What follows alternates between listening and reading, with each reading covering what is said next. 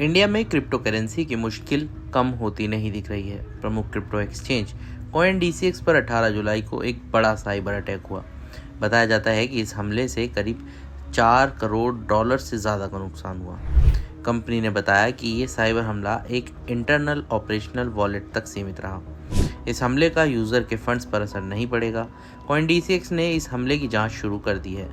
CoinDCX के cofounder और CEO Sumit Gupta ने साइबर हमले के बारे में सोशल मीडिया प्लेटफॉर्म X पर इसकी जानकारी दी। उन्होंने कहा, आज हमारे एक इंटरनल ऑपरेशनल अकाउंट पर साइबर अटैक हुआ था। इस अकाउंट का इस्तेमाल सिर्फ एक पार्टनर एक्सचेंज के साथ लिक्विडिटी प्रोविजनिंग के लिए किया जाता है। मैं ये कंफर्म करता हूँ कि CoinDCX वॉलेट्स जिनका इस्तेमाल कस्टमर का एसेट रखने के लिए किया जाता है, उन पर कोई असर नहीं पड़ा है, वो पूरी तरह से सुरक्षित हैं। उन्होंने निवेशकों को आश्वस्त करते हुए कहा कि सभी ट्रेडिंग एक्टिविटी और रुपए में विड्रॉल पूरी तरह से जारी है। उन्होंने कहा, इस हमले के असर को तुरंत सीमित कर दिया गया। हमले का पता चलते ही प्रभावित ऑपरेशनल अकाउंट को अलग थलग कर दिया गया, क्योंकि हमारे ऑपरेशनल अकाउंट्स कस्टमर्स के वॉलेट से अलग हैं, जिससे हमले का असर सिर्फ इस खास अकाउंट तक सीमित है। इसकी भरपाई हम कर रहे हैं। इसके लिए हम अपने ट्रेजरी रिजर्व का इस्तेमाल कर रहे हैं।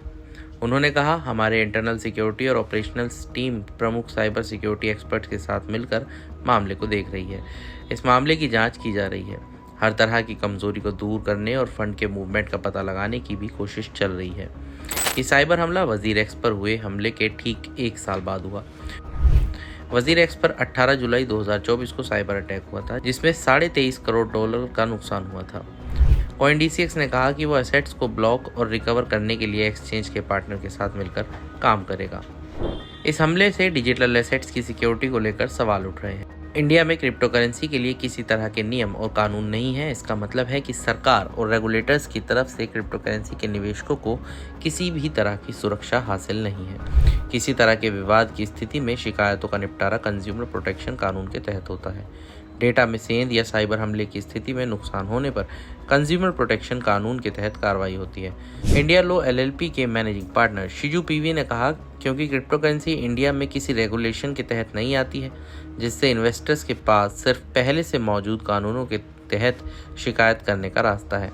इनमें Indian contracts act, consumer protection act और IT एक्ट शामिल हैं। इन्वेस्टर क्रिप्टो प्लेटफॉर्म के नियम और शर्तों के मुताबिक कोर्ट में अपने कॉन्ट्रैक्ट्स के राइट्स के तहत न्याय की मांग कर सकता है।